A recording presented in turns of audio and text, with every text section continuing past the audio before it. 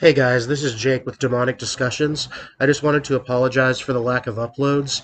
It's partly my fault. We did have this episode recorded a while ago, but haunt season rolled around, and I was working that along with another job, and I just got too busy. Then after that was over, a lot of things just came my way. But now that that is over, I'm hoping to get more episodes uploaded more frequently. So yeah, hope you guys enjoy this one with Mr. Ian Beecher. Thanks so much.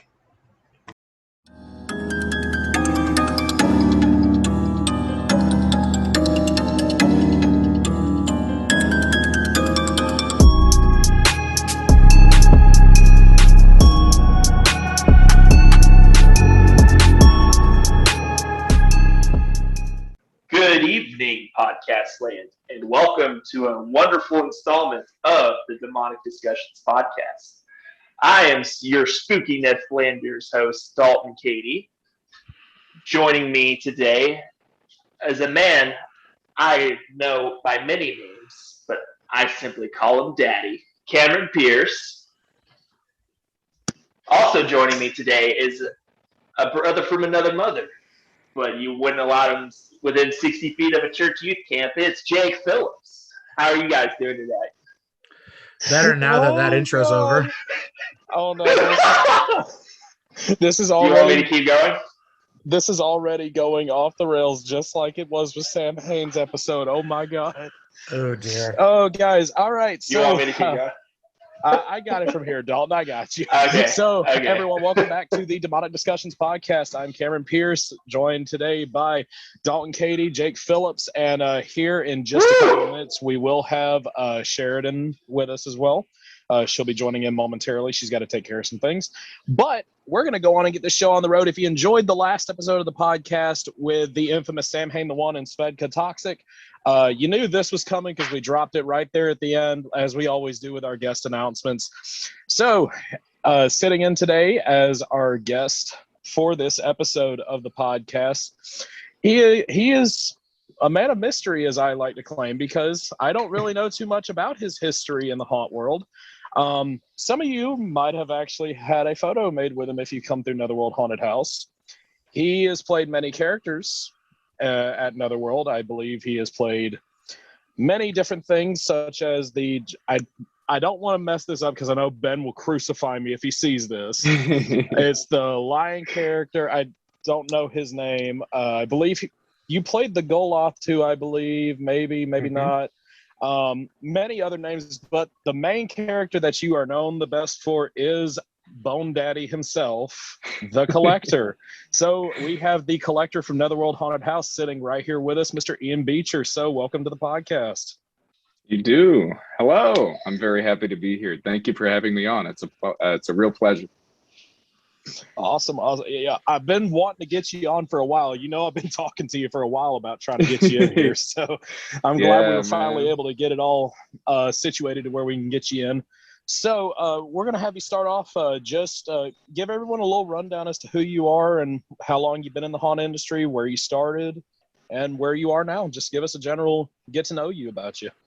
I think getting to know me would be important for getting to know just, I think, how lucky I am. First of all, that's how I feel about my situation currently.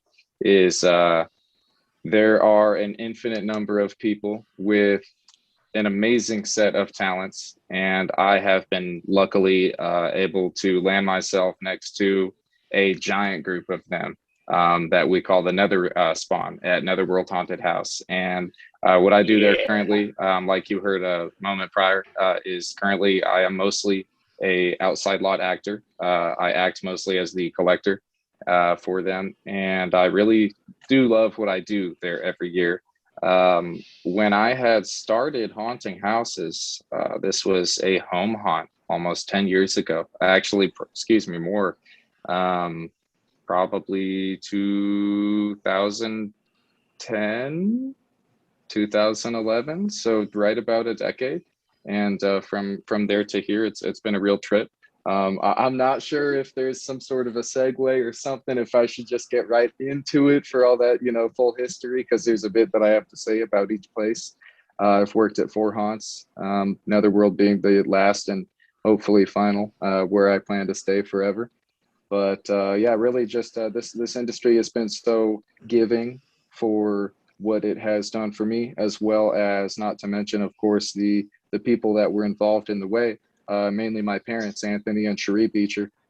They very much, supported my, as a, when you're not even 14 years old or something like that, you got your asking your parents, hey, will you buy me this, like, $500 or $700 mask? Yeah, I totally will do this for my the rest of my life.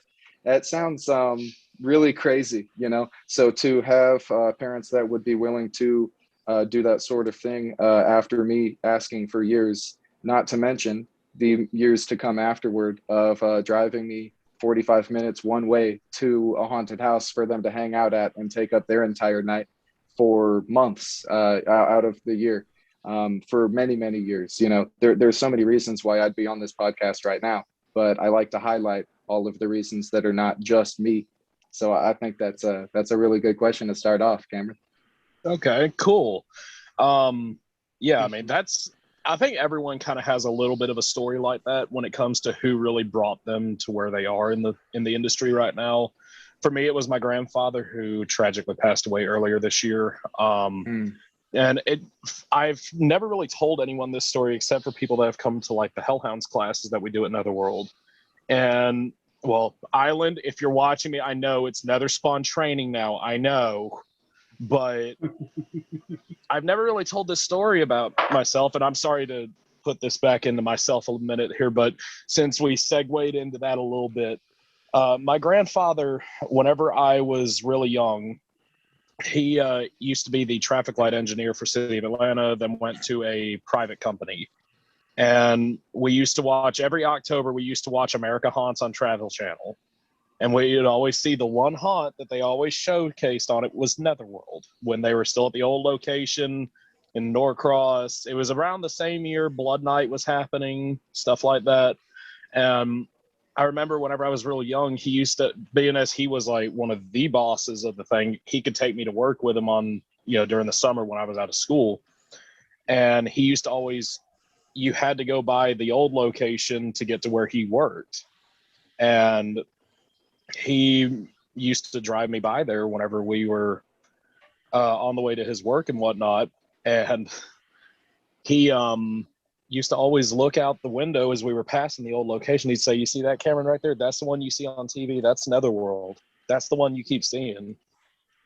And I remember looking out and seeing it just like, wow, that's something that I've seen on TV. Just a little kid, if you see something on TV, you're like, whoa, I want to see that. But, and not to mention the stories that he used to tell me about how he used to scare people. Like, that's what made me want to do this. And now it's come full circle, because the haunt that made me want to do it, Netherworld, I'm there now. So, and I plan on staying. I'm not leaving anytime soon. So, but yeah, I just wanted to segue into that just for a second, because that kind of hit a little bit of a soft spot on me. And I really do appreciate, being able to segue into that. So thank you on that, Ian.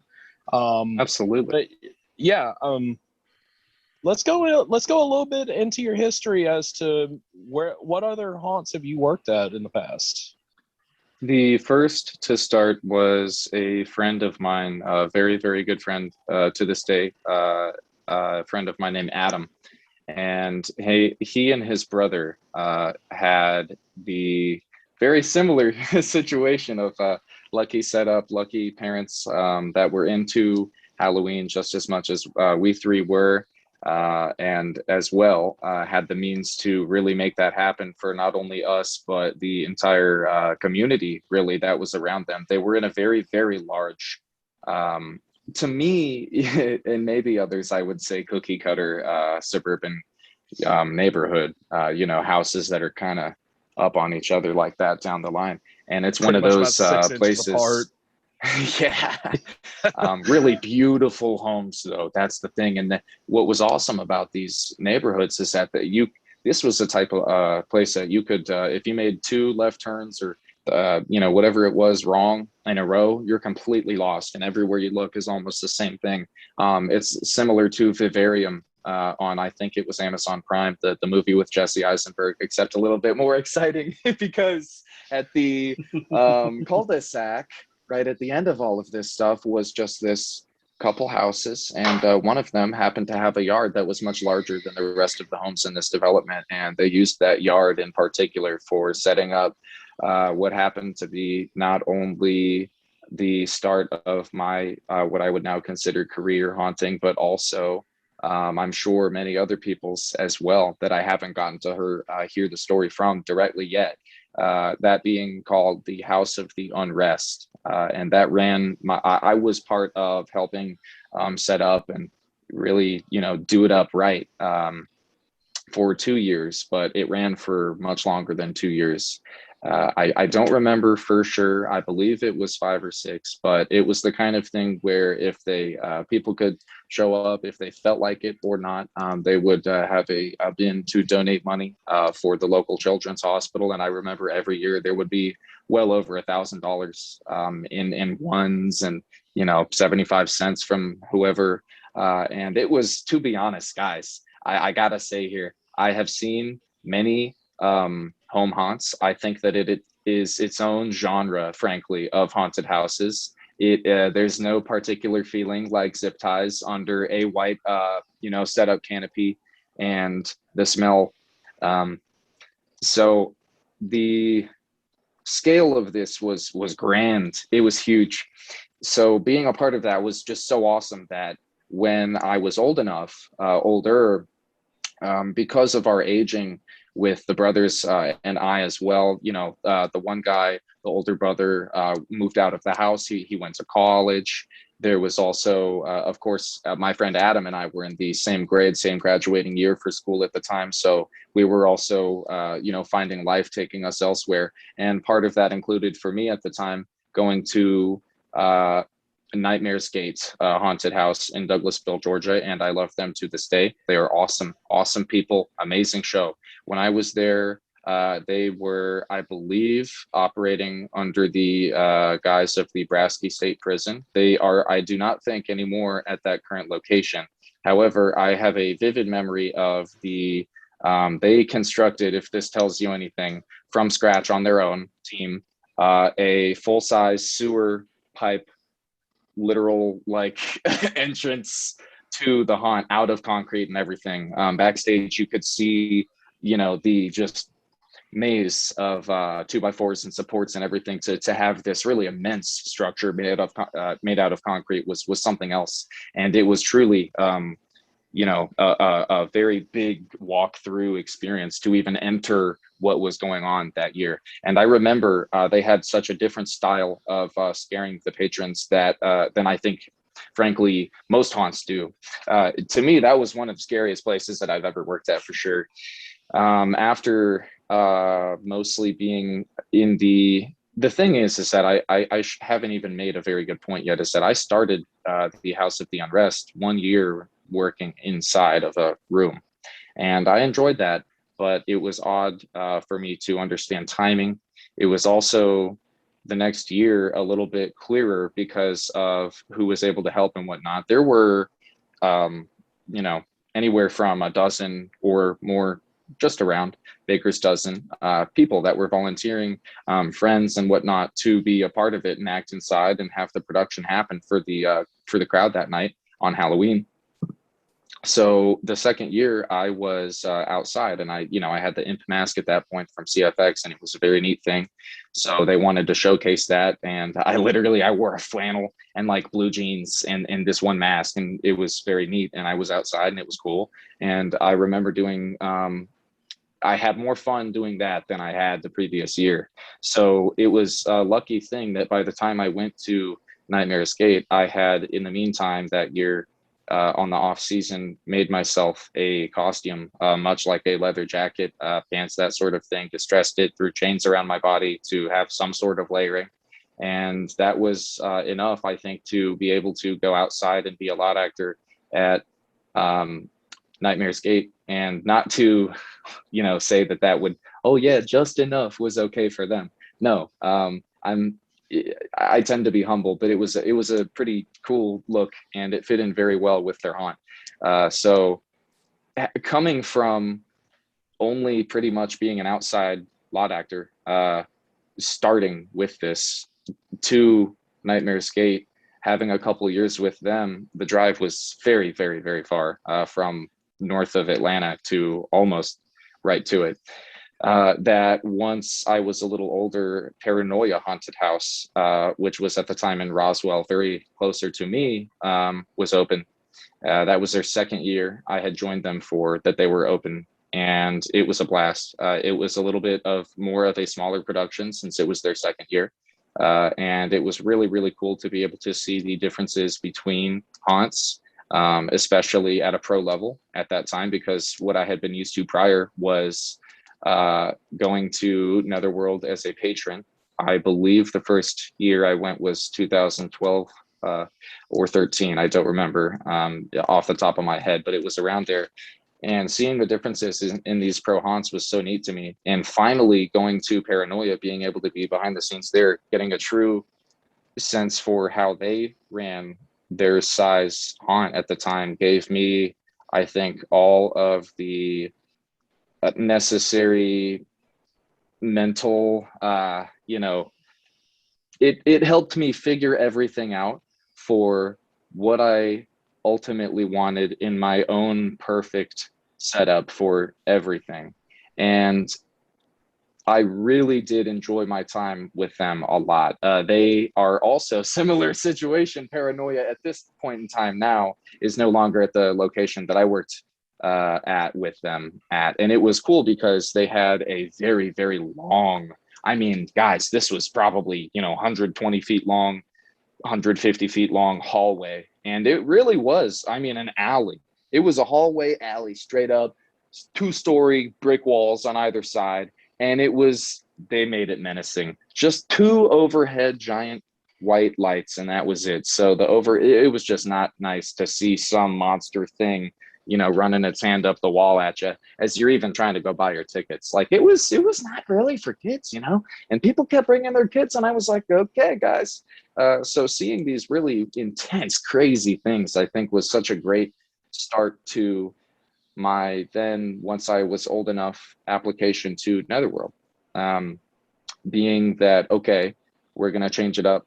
I'm going to be working inside of the haunted house now. That was one that also gave me that fuel for seeing all of that true rawness at the smaller size before with these haunted houses.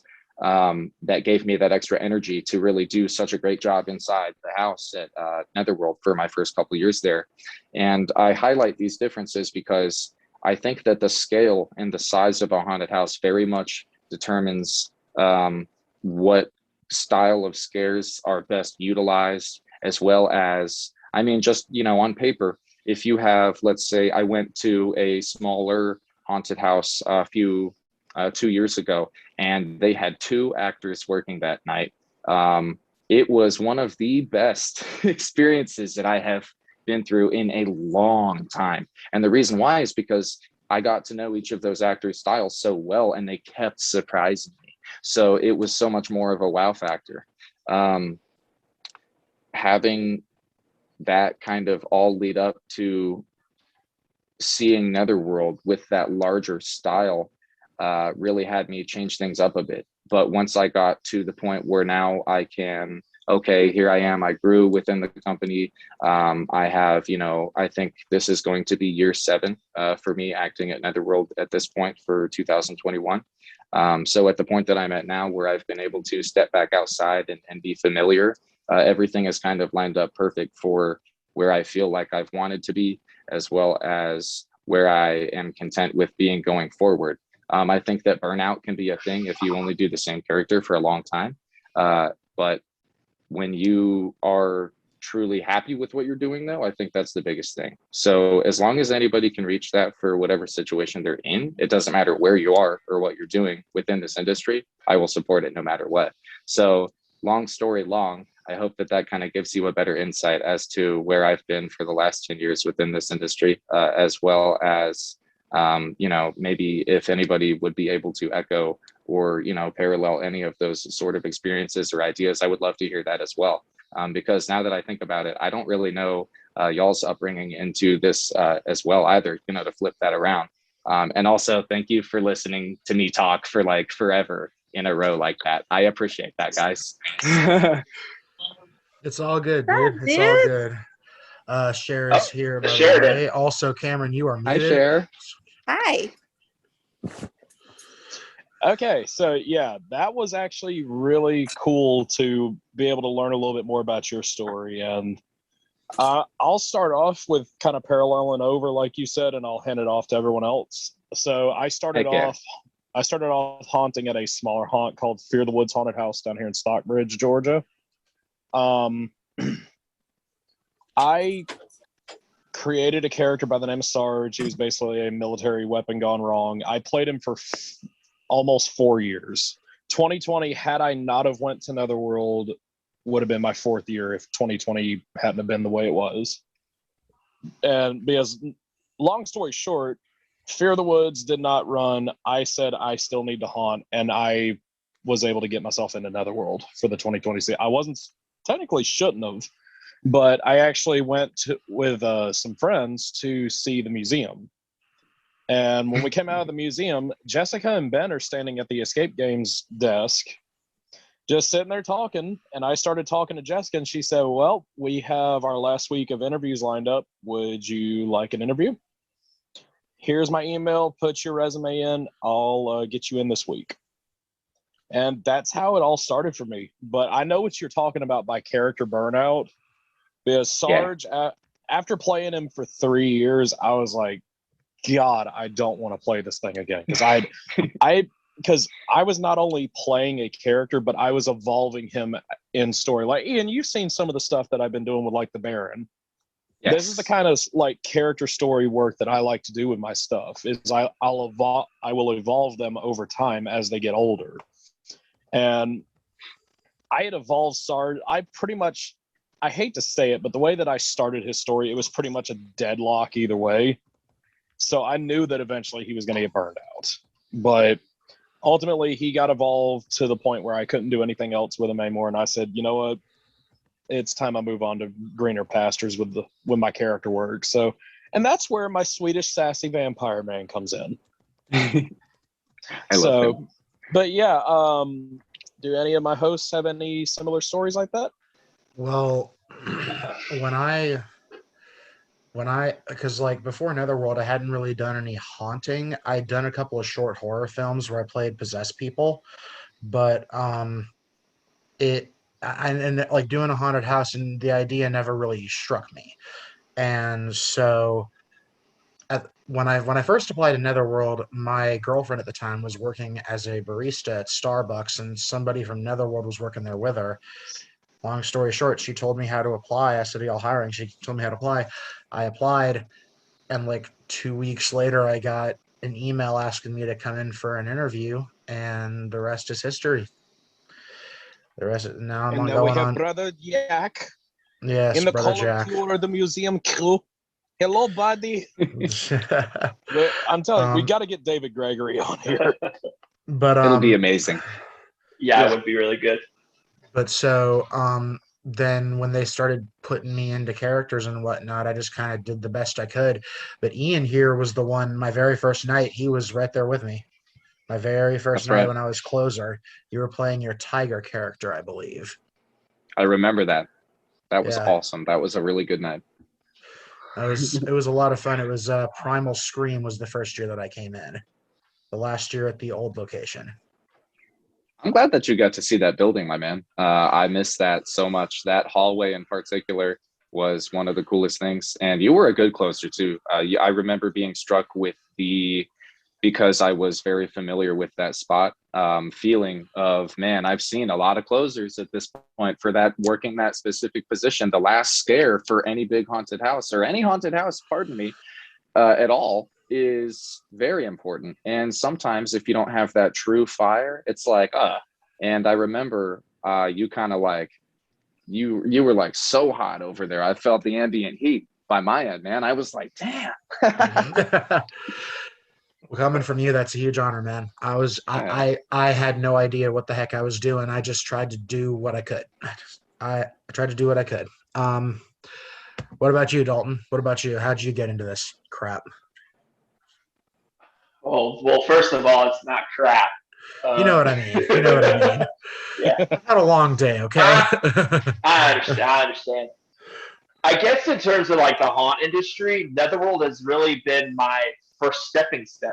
You know, for the longest time, I had a background in music, playing in bands, like playing the Atlanta music scene, and then Yeah, same here.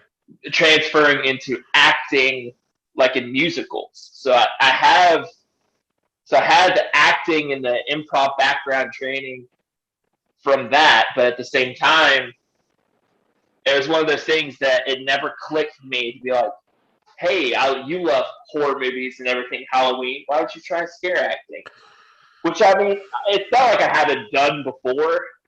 Like, I think I got my start doing, like, haunted house stuff, kind of like what Ian did with the House of the Unrest. Because growing up, the neighborhood down the street from where I lived there's like one or two houses these kids I grew up going to school with, their families put on like haunted houses, like the trails and like the backyards of houses for the same thing, donations for charity, or they get like candy at the end of it. It was just for the spirit of like haunting, the spirit of scaring. And it was one of those things like I was sitting there one day at a card shop playing Magic the Gathering with a buddy who worked at Fear the Woods with Cameron, and he said, you know, you should try scare acting. So it's like, okay, maybe I'll do it. It's like, is there any place you want to go in particular? We're sitting there talking about it. It's like, maybe Netherworld. I've always seen them on TV. I think their production would be really cool. I was like, I'll put in to apply for that, see where it goes. And then it's one of those things where it's like, hey, if you don't get on with that, you'll definitely get on for Fear of the Woods. And then so I messaged the Facebook group, let them know, and somebody responded back for me to try to apply, and then the rest is history from there. Going through the interview process. I'm one of the few that didn't get to see the old building. My first show was The Awakened. Oh, that was a good show. Yeah, so it's funny because I drive by the old location now, almost every day because of work. I'm a delivery driver for Sherwin-Williams. I'll drive by the old location and be like, man, I wish I could have seen that show. So it's like one of those things. Like I either had a friend that was too scared to go, or it's just something came up, and it's like, okay, well, I guess I'm not going to Netherworld then. So I've been in or around the haunt industry, but I never got involved with the haunt industry until about 3 or 4 years ago, and I've been hooked on it ever since. It's been awesome to have you in so far. Okay, what did I miss? Are we talking about our experience? Yeah, Yes. Ian gave us a pretty good backstory as to where he started and how he got to where he is now as the Netherworld Bone Daddy. Damn it, I missed that. Ben is going to crucify me if he knows I'm sitting here calling the collector Bone Daddy.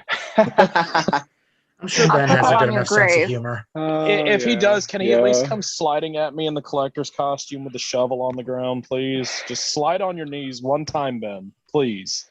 I'm pretty sure sliding collector happened once. I think it was with Ben. But you may be right about that. I'm unsure. I do have to throw that in, though, Dalton, the friend that you're talking about, Cameron. R.I.P. Cameron Weber. Anytime someone brings him up, I got to, because Cameron was the guy he was the guy that really first talked to me when I first started up at the haunt I started at with Fear. And in 2018, I believe, he got killed in a tragic car accident. And I got blessed by his family to actually reincarnate the character to the best of my abilities to how it is. And his gear is actually sitting right above the Baron's mask right now, and it's looking down over here right now. So, yeah, I had to throw that out there. Just, rest in peace, Cameron Weber. So, Sherry, you got anything? What happened? Yeah. Wait, if I had a drink, I'd. Yeah. So, Cher, do you got anything when it comes to where you started? Ian is very curious as to, he wants to hear our stories as well. So That's my true. story is completely different than everybody else's. So I started out at Netherworld because my aunt and uncle actually had talked to Roy and basically were telling him about what I can do and how I've always wanted to work there. I have. That's a great place to get started out in special effects. So they were talking to him about me. He gave them his personal information for me to email my portfolio and just to set up me coming up there and doing a live audition for him, which I don't think anybody else has ever had to do that for him. No, not that I've heard. That caught me off guard. Yeah. So basically for that, I got a portfolio made in like 3 days. I did makeup on my dad, on a couple of girls I went to high school with, and went up there. I went up there August 24th, and he told me, we're gonna just throw you straight into the show and see what you got. So I worked a whole shift for Netherworld doing the full show, which was completely and utterly terrifying because you just see him in the corner. Because, you know, Ian, in the old show, the room's full of mirrors. Yeah. So you could see everybody from whatever angle you were at. So I could just look up and he was just staring at me. I was scared. I was scared shitless because I just looked up and someone that I really idolized. I was like, he's been on Face Off. I love his work. He's just staring me down. I'm terrified. I'm gonna mess it up. And at the end where they were trying to send out all the lock characters, he just looks over at me, points, and tells me to come here. I'm just thinking to myself, he's gonna tell me I'm horrible. He's gonna send me home. No, he did the exact opposite. He put his hand on my arm, on my shoulder, and he told me I got the job. You would think I'd be excited, I'd be happy. I would tell him thank you. No, the words that came out of my mouth were, wait, what? I love that. And he repeated to me again, and I'm just like, what? And it took me a good minute to process that he just told me I got hired on.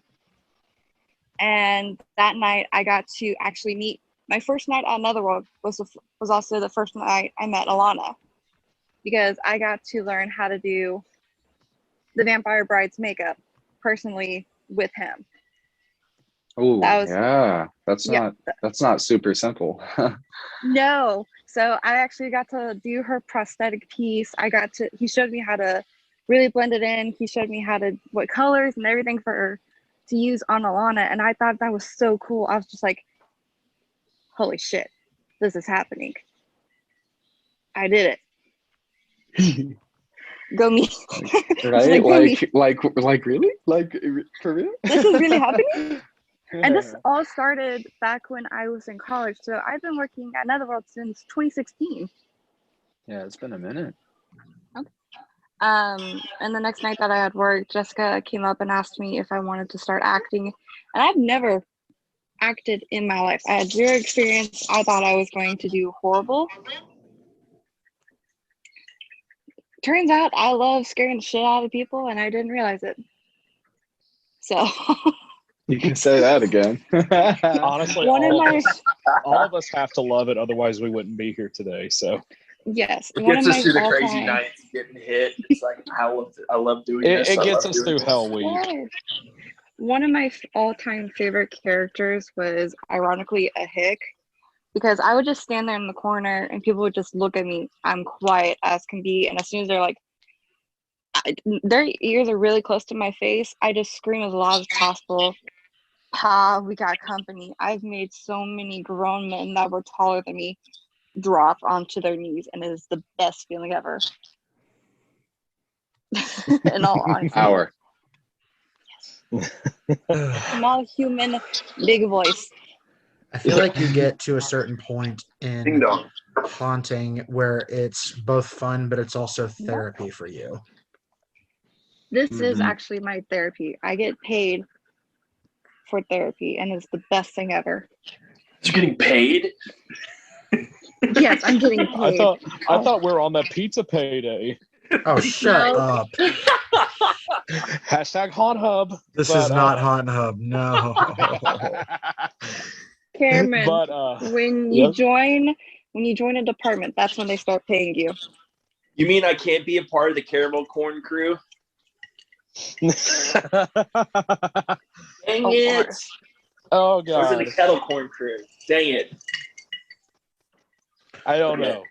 But before we get too off the rails here, this isn't Sam Hain the One's episode. Sam, we love you, by the way. We had so much fun Love recording your you. episode.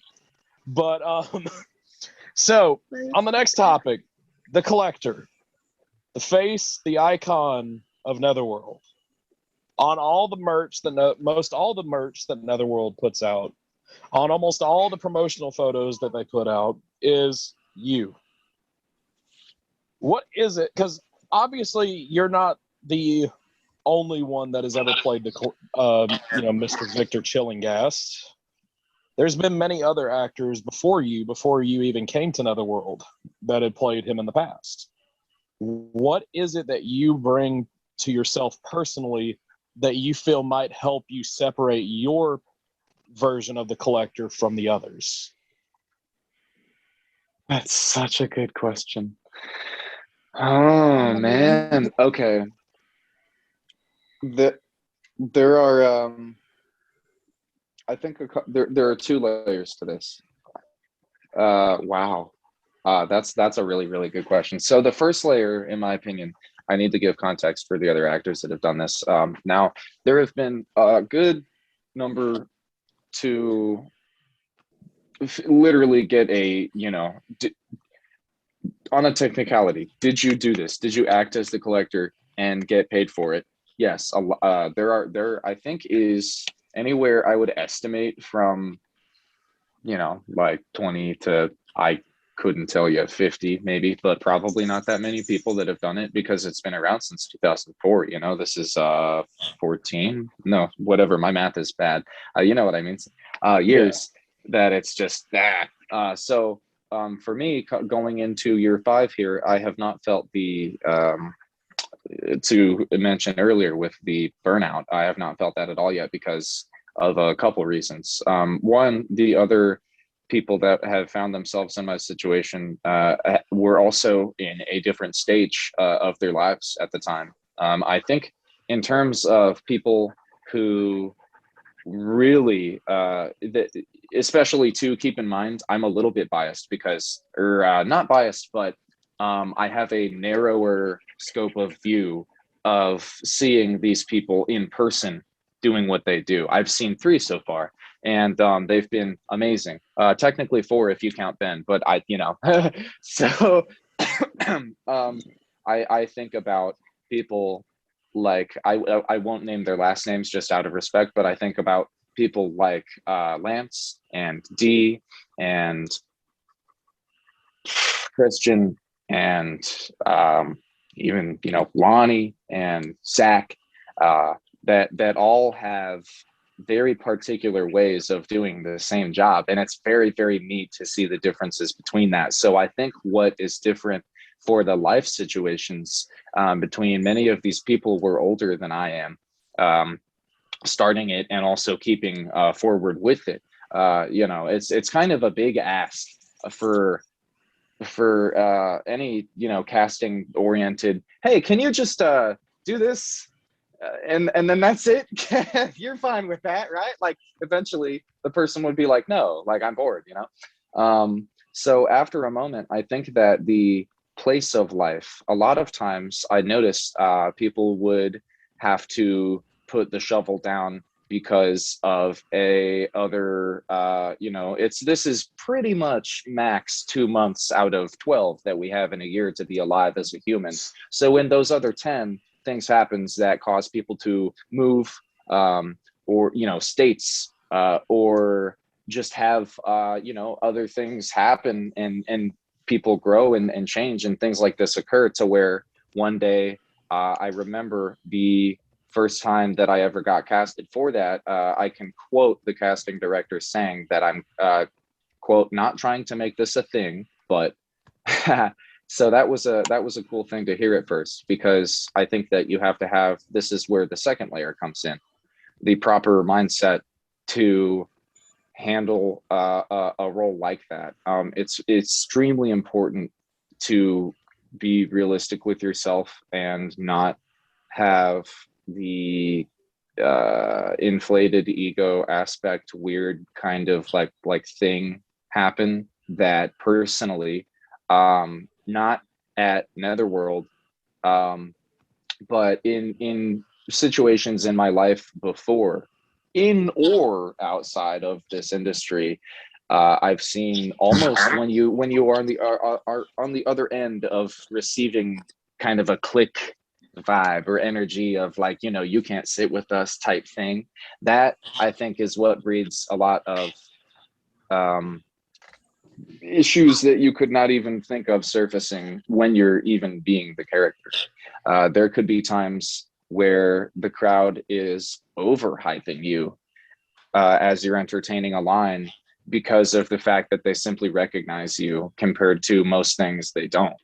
And you could, if you are in your head too much in that situation, do something that perhaps compromises the overall physical safety of the people surrounding you. Even if it's something as, oh, I flared up the sparks on the magnesium strip on my gloves or my shovel or something like that a little bit too much, and it got a little bit close to some guy's shoe or something. Even small stuff, everything matters here with what we're doing. Keeping your cool and having all of that under control in the back of your head, I think, is one of the most important things to level out first before you do what you do each night. And that can be said for literally any role. It just so happens to be, I think, amplified when the exposure is recognized greater. And the recognition, I think, happens with, like what you were saying before, Cameron, where they for some reason chose to put this guy's ugly mug on, the stickers and the t-shirts and the billboards and all that. And it's for good reason. Of course, the iconic imagery is definitely there. It just so happens to be that where the entertainment aspect comes in of it, the literal, like what I consider job to be, this is no job here talking about it. Sometimes the job is when I'm already tired that day because I worked my I had my life, and life is tiring. And then you're finally there and it's already been 9 hours and you still have another 4.5 hours to go because it's a busy night that night. And you're like, okay. That's when sometimes when most people would choose to sit down, when you keep going, that's where that, I think, really shines, when you have that entertainment still burning, to spread that to the joy to the people around you, to see this entertainment happen. When you still have that fire lit underneath you at that point in time, the perseverance, I think, really plays well. So for my I guess I pride myself on being patient and being perseverant in that way. Resistant, I think, is a large reason for why I would still be able to just talk and talk and talk after hours, even though it's already, you can get that burnout quicker if you don't have that, I think. So I think that would be a larger reason for what has been more notable for my individual portrayals of the collector. That was a really good question. So I hope that my 2-layered answer kind of makes sense there, but I think it was kind of a necessity to understand how I feel about that. I've never actually had anybody ask me that question before, so I'm kind of thinking it out as I talk too. I got you. That was a great answer to that. That was beautiful how you answered that. But yeah, I mean, the fact that you get thrown into a character, like, you might come in one night and be like, oh, you're going to be here in Coffin Maze one night. Just giving an example here, obviously. Just like, oh, you're going to be an awakened mummy in the Coffin Maze. And then next moment, Jessica's standing there at the door like, so, this character we have by the name of the Collector, you're going to the lot as him. And you're just, the night that you first got casted there, you probably were like, huh? I'm Yeah. what? And that's honest to God how I felt whenever I got thrown on the chainsaw this year. Whenever I saw, because I had heard a lot of people saying, like, first years don't typically get saws because No, they they don't know don't. how they Nope. are. And the fact that Jessica threw me on chainsaw in year one, I was like, huh? Literally, Macy was there and she saw me. My jaw dropped underneath my mask, and I was like, I'm where? When I was told I was going to get chainsaw my second year, my second year I got chainsaw, and that was my exact reaction. I was like, excuse me, I've never run a chainsaw in my life. Me neither. Chainsaw can be fun, but if it doesn't want to start up, you're just like, what am I going to do? Booga, booga, booga. I started chasing people with a chainsaw because it died and I Swinging couldn't. it at them. That's where you gotta. in That's all where you gotta honesty- have the Christmas tree farm strength here and just yank it as hard as you If- can. I know that's what she said. I know. Well, You know- I don't have arm strength. I have leg strength, so I just chased after them and started screaming my head off because I was giving Yeah. Cowboy a break. That's So- Cameron, that's a real vibe, actually, because I actually remember that during the haunt tour when we were walking the show and we were all getting our spots. You're like, hey, Dalton, you're going to be in the second show. I'm like, okay. Like, oh, you're playing the Mangler. I'm like, I'm playing, like, the Mangler. Like, yeah. Yep. It's like, William tall as fuck. That is a character that I hope eventually to be able to portray, even if it's just one time. But Jessica, if you're hearing this, take the hint. But yeah, so but yeah, that I really just wanted to get that out of the way because it's like, the Collector is a very protected character in a way. Not a lot of people know a lot about who he is and what he is. Like, all of us here, we got to pretty much learn a good bit about him at the Icons class. I know, Shared, you weren't there, I don't think. I don't think you were able to get off of work in time. But No, because my work is an asshole. yeah, because Ian actually showed up out of nowhere for that class. But yeah, we got to learn a little bit more about him, and I was like, wow, that is really neat how they have the whole story of the Collector fully wrote, and it's not really public. Like, no one really truly knows who Victor Chillingast was. And maybe this year you might learn more about him. You might have to come see us for Netherworld's 25th anniversary, 25 years of screens. But what's this might stuff? What's this might stuff? They have to. Exactly. If you don't, we will come to your house. I can't say this is a threat. This is going on YouTube. I don't want to get the video taken down. So I have a question for Ian.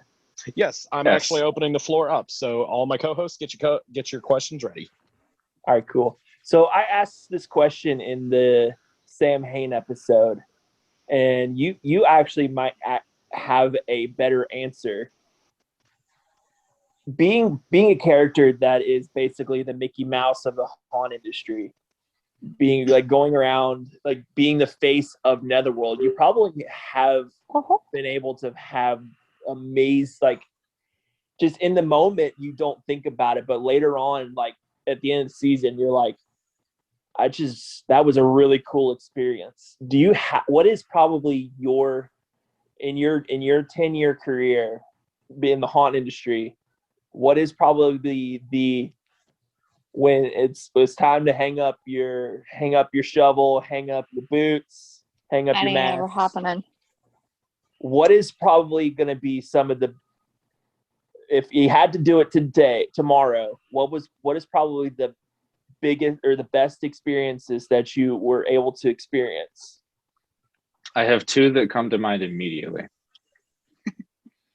Both of them happened at Netherworld. One of them was one of the more humbling things. There was extreme humility in this situation.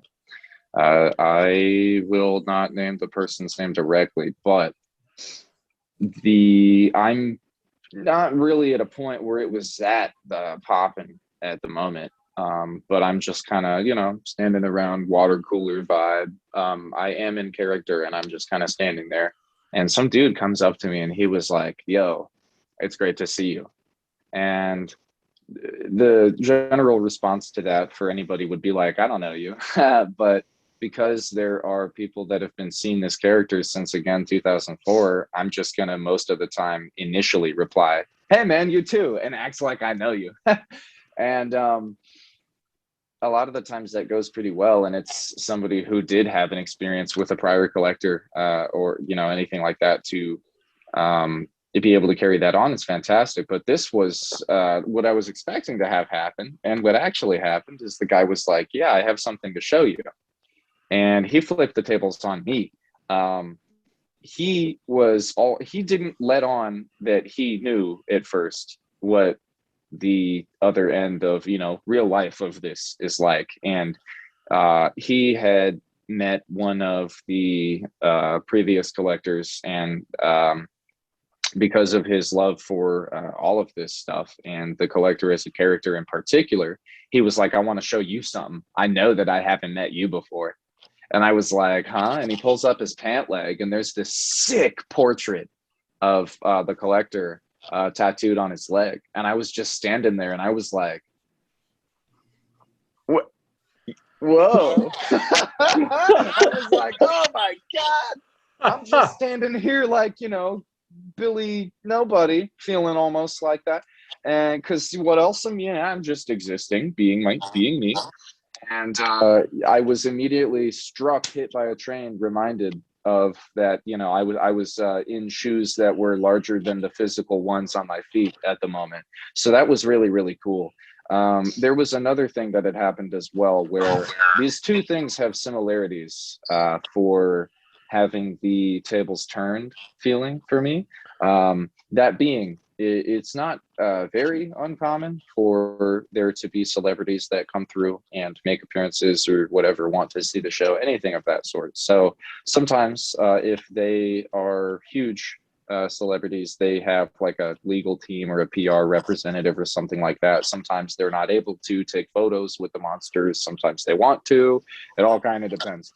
However, anytime that stuff happens, it's kind of a stranger rigmarole of being like, "Hi, I'm pretty much talking to you because I otherwise normally never would be, but because you have to listen to me talk for 3 seconds, I hope that you've enjoyed that." And then they're most of the time just kind of like, "Uh-huh."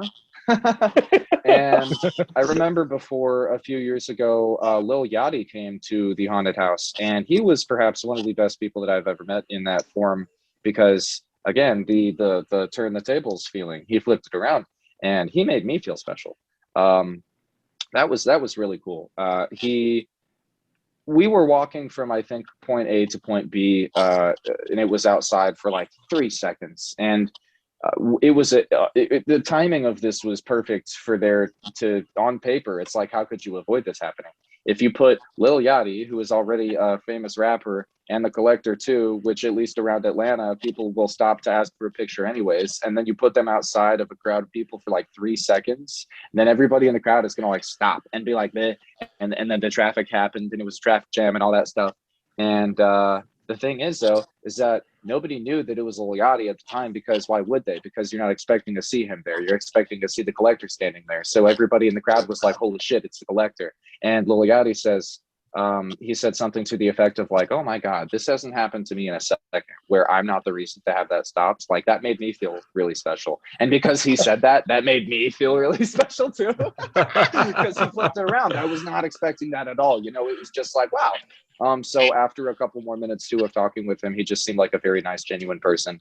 And that was one that stuck with me for, I think, just kind of realizing that I named these two examples because they are almost opposite corners of existing within the world. However, it's all sort of the same, shared feeling, where there's just kind of a feeling of awe, a feeling of wonder, and a feeling of contentness and happiness that is experienced on both parties. So those are two cooler situations for sure. I could probably talk for hours about just random, fun, weird things that have happened. Probably could. But those are two that come to mind immediately. That's for sure. It's so funny that you bring up that moment where you don't expect famous people. I actually had that happen to me last year. I was not in the show. I was working a ops position, doing a parking lot thing. Like, oh, it probably was 2 years ago. Actually, it was. I was working the thing, working the position up top, doing my thing. And this huge guy walks up to me. He goes, "Hey, I'm a bodyguard. I have somebody coming in 20 minutes. Is there a specific place you want to park?" So immediately it clicks. Like, oh, this may be. Like, I was like, oh, who is it? Thinking like, okay, so maybe there is somebody else coming. He drops Playboy Cardi. I'm like, okay, well, I've heard of him before. He did it with Drake. I'm like, all right, that's cool. So he finally pulls up. He's not the one driving. I notice him. I don't notice the girl driving is Iggy Azalea until I'm talking to Playboy. And then I turn around. I'm like, I remember that. Oh, it's Iggy Azalea. Oh, hello. I wasn't expecting you. She's so... I felt like I was 2 feet tall. Oh, in the same night, I yelled at an Uber driver who ended up parking in a different spot. The group thought they were in trouble, so I had to talk to the group to tell them that hey, you weren't in trouble. That ended up being Margot Robbie. What? They were filming something, and Margot Robbie was in a hat. Yeah. Margot Robbie came through. I believe the same night as Iggy Azalea. I was not expecting that either, but okay. So yeah, that was pretty fun. I didn't know. I bet you didn't know that happened the same night. No, I didn't know that happened the same night. I knew that Playboy Cardi and Iggy Azalea came through, but I hadn't heard about Margot Robbie. Robbie came through about maybe an hour or two later, and it was kind of incognito as well. I guess her boyfriend at the time, like it was just like, oh, it's just like, oh, that. It's like, oh, it's just like a group of just British folk. Like, all right, that's kind of cool. And then it look at it like, wait a second. Is that DiCaprio's wife from Wolf on Wall Street? Yeah. Oh man. Never mind. She plays Harley Quinn. I just know her from the Wolf on Wall Street. Yeah, nope. I saw her and I was just like, holy shit. She's here.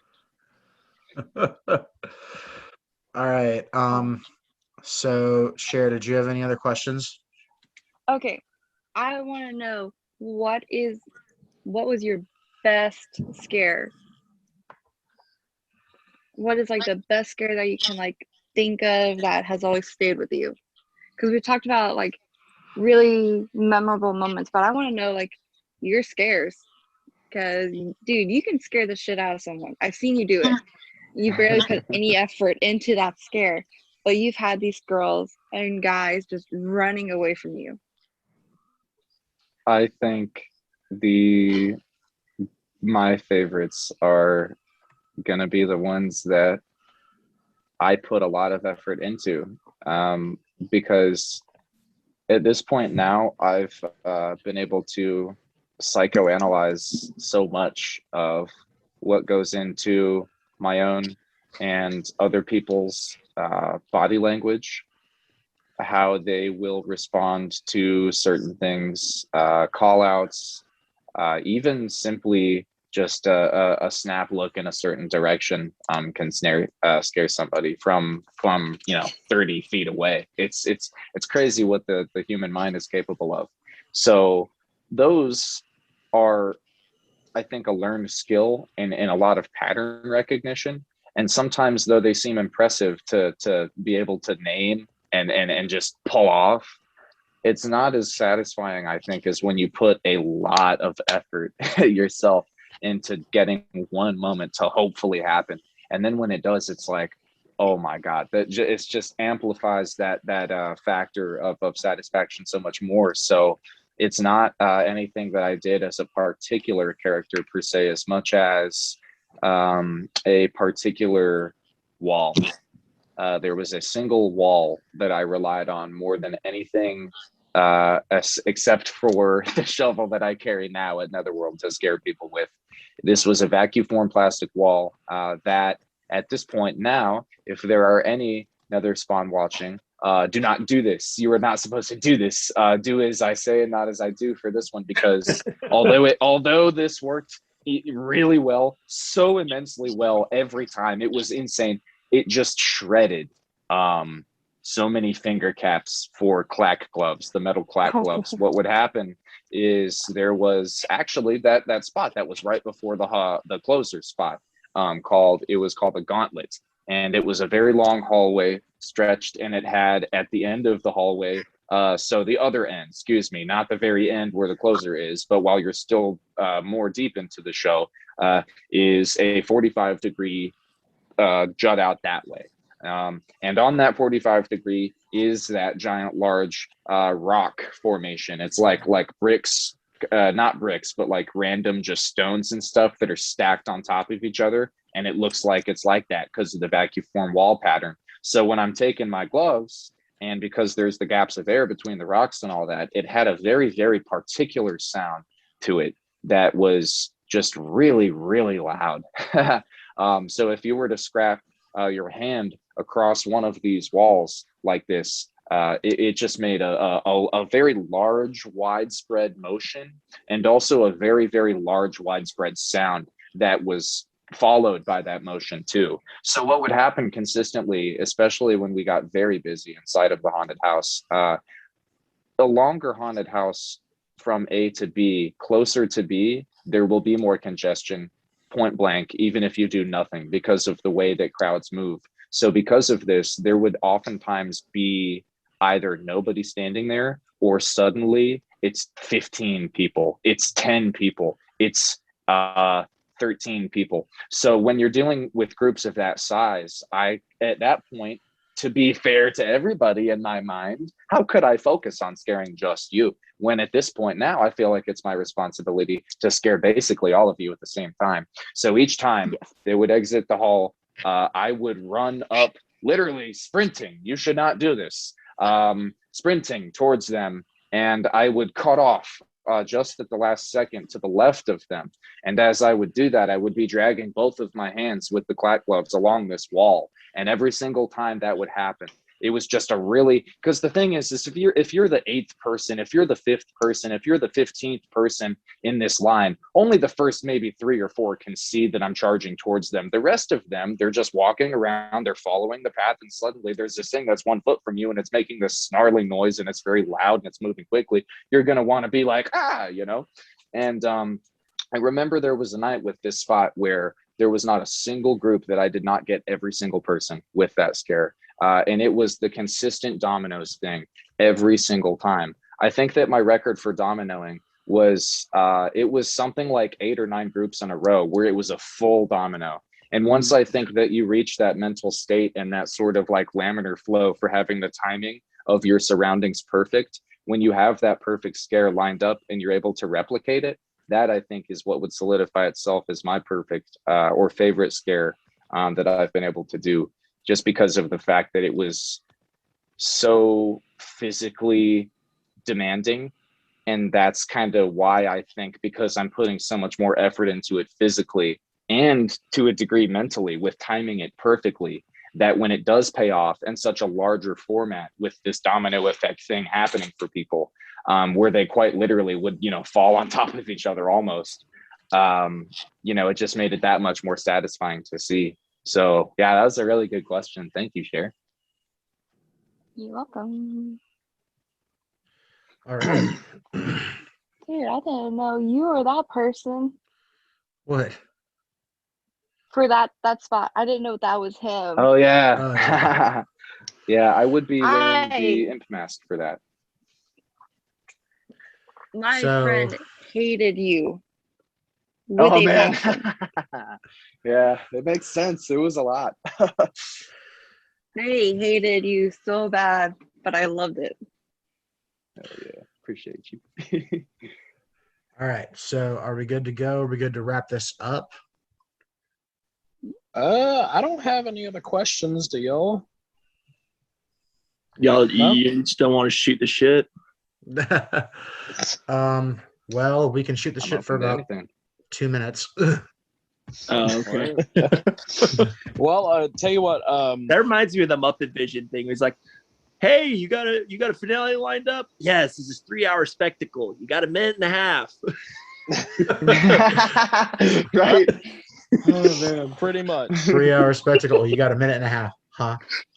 But I tell you what, before we start shooting, we'll go on and wrap this episode up. Once again, thank you so much, Ian, for coming on the show with us. I know it's been a long time coming to get you on here, and I'm glad things were able to finally line up to where we could. So if you got any social medias or anything you want to plug where people can find you, you can go on and drop that in. Yeah, absolutely. On Instagram, my name is Gorbash. That's GHORBASH. You can follow me there if you'd like to, or not. It's all up to you. That's the beauty of life, I suppose. But yeah, thank you very, very much for having me on. I appreciate you. I'll put it in the description. We'll have that. Yeah, we'll have that in the description for you. Hell yeah. And for the hosts, I'll start off with the social medias. You can find me on Instagram and TikTok.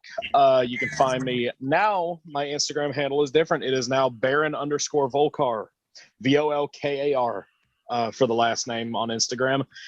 Same for TikTok as well, Baron_Volkar. So very simple to find me. Go drop me a follow if you can. I really do appreciate it. I want to just go live on TikTok for once. You got to have 1,000 people following you to get it, and I'm only at 100 and something. So people go get my numbers up. But yeah, so any other hosts? What you got? Cher? You can follow me on Instagram at Sheridan_Smith. Pretty sweet and simple, in all honesty. Dalton? Hi, you can follow me on Instagram at KatieDM0701. You'll see some spooky stuff in the fall, but I post paintball stuff most of the time. Yeah. All right, and you can follow me, Jake, at the_monster_in_the_closet. All right, It's a and long name. It's long, but it's not It that really is. hard. That's what she said. So, dang it, Jake. I thought we were only allotted one "that's what she said" moment. Okay. Okay, you know what? Had to. I never make that kind of humor. Okay, give me one. Yeah, I know you don't. Never. I know. Give I'll me give you one. the pass.